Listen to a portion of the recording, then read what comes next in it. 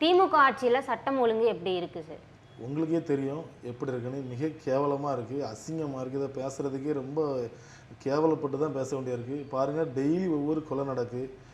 Daily ஏதாவது ஒரு பாலியல் பலாத்காரம், அங்கே வெட்டிட்டான் இங்கே வெட்டிட்டான், ஏதாவது ஒரு பிரச்சனை வந்துட்டே தான் இருக்கு.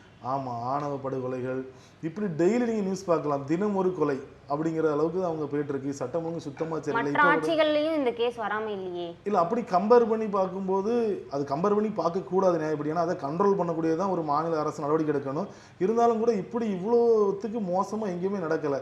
ஒரு ஆட்சியை கம்பேர் பண்ணும்போது எங்கள் ஆட்சியில் கொள்ளைன்றலாம் கம்மியாக இருக்குன்னு தானே சொல்கிறாரு. இல்லை, இது சொல்கிறதுக்கு உங்களுக்கு நல்லா இருக்குவா?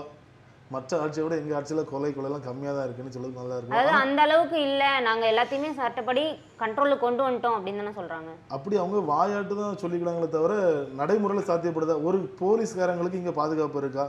ஒரு எஸ்எஸ்ஐயை வந்து இப்போ திருப்பூரில் வந்து வெட்டி கொண்டுட்டாங்க, தெரியுமா உங்களுக்கு?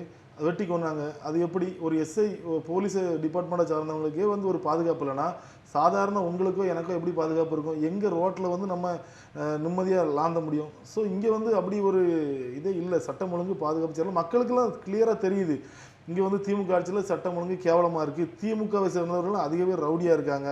நான் திமுக காரன் வந்து பாரு என்ன செய்யலாம் அப்படின்னு கேட்காங்க. ஸோ இதெல்லாம் வந்து இந்த ஆட்சி மாற்றத்துக்கு அப்புறம் தான் சரி செய்ய முடியும். மற்றபடி இதுக்கு வேறு வாய்ப்பே இல்லை. இந்த ஆட்சி மாற்றம் மட்டும் தான் ஒரே வழி. சட்டம் ஒழுங்கு சீரழிவாக தான் இருக்குது தமிழ்நாடு.